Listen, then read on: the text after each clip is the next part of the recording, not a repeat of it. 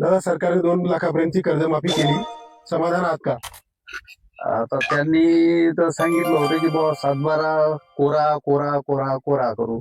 आता ते हे कोरा तर त्यांनी केलाच नाही. आता हे शेतकऱ्याच्या तोंडाले पाण्या पुसण्यासारखं आहे. आणि मुळात ते म्हणतात की बा आम्ही जनतेचे सेवक आहोत. तर जनतेचे सेवक आहेत तर यायले ते मानधन कशासाठी, यायले पगारी कशासाठी? यांनी घ्यायच नाही पाहिजेत. ह्या पगारी त्यांनी घ्यायला नाही पाहिजेत. आणि ही जे कर्ज माफी केली तर याच्यामध्ये कोणते निकष लावायला नाही पाहिजेत. कारण लोक यायले ते कागदाचेच पुटुळे चालले बँकेत कोणाचं माफही होणार नाही, काय नाही, काहीच नाही. त्याचे 2-2, 3-3 वर्ष त्याच्यात घालणं आणि त्या दारांना लोकांचे कर्ज बोजे अधिक झाले. तर याले सर्वस्व शासन जिम्मेदार आहे. की शासनानं जर या समाधानी नाही, काहून की सरकारने पहिल्यापासून शेतकरी हे नापिकी झाल्यामुळं 3 वर्षापासून मालटाल व्हायला त्याच्यामुळे सगळे ह्याच्यात येते. त्याच्यामुळे संपूर्ण कर्जमाफी शेतकऱ्याला पाहिजेच आहे. 2 लाखाची कर्जमाफी करून काय फायदा होणार आहे? की वरचे पैसे राहिलेले भरायलाच ते शेतकऱ्यांना पैसे नाहीत. पुन्हा दिवस सारखेच येणार. त्याच्यामुळं मुख्यमंत्र्यांना आश्वासन दिलं होतं की कर्ज संपूर्ण करू, असं शेतकऱ्याला आश्वासन दिलेलं होतं.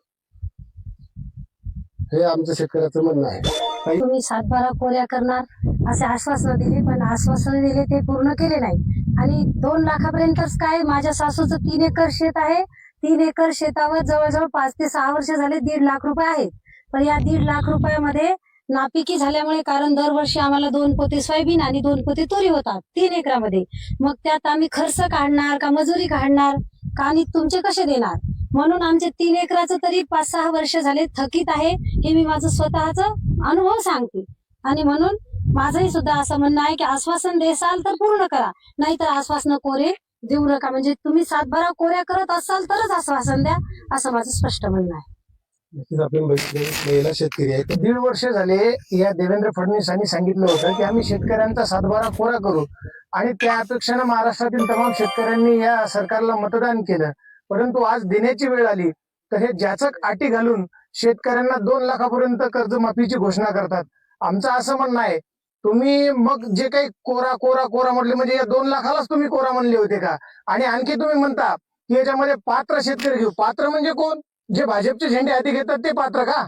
जे भाजपच्या घोषणाबाजी करतात ते पात्र का? आणि एकतर तुम्ही पुण्यश्लोक अहिल्यादेवी होळकरांचं नाव या फसव्या अशा कर्जमाफीला देता.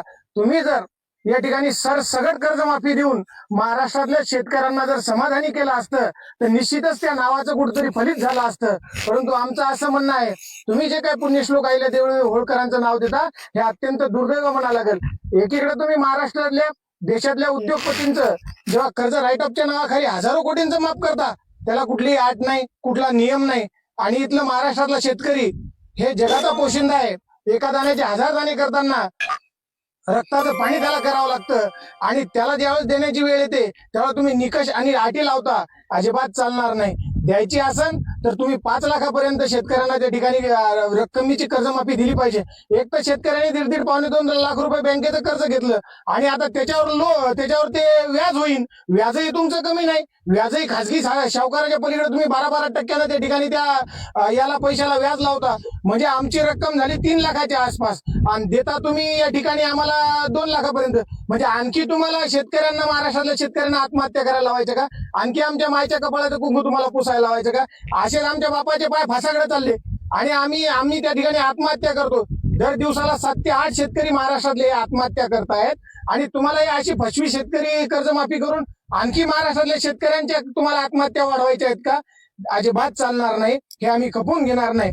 जर तुम्ही यावर फेरविचार करणार नाहीत, यावर शेतकऱ्यांना तुम्ही व्यवस्थित कर्जमाफी देणार नाहीत तर आम्ही रस्त्यावर उतरल्याशिवाय राहणार नाही. आणि दुसरीकडे तुम्ही जे काही नियमित कर्ज भरणारे शेतकरी आहेत त्यांना तुम्ही 50,000 रुपये देऊ म्हणता. आणि तुम्ही पहिल्या कर्जमाफीचे 50 रुपये आमच्या तोंडावर फेकून मारले नाही, दमडी आम्हाला दिली नाही. म्हणजे त्या तुम्हाला जर द्यायचं असेल तर कमीत कमी 1.5 लाख रुपये, 1.25 लाख रुपये, 1.5 लाख रुपये तुम्ही नियमित कर्ज फेडणाऱ्या शेतकऱ्यांना तुम्ही दिले पाहिजे, अशी आमची मागणी आहे. नसता हे तुम्ही जे काही कर्जमाफीचा जे काही तुम्ही वाहपवा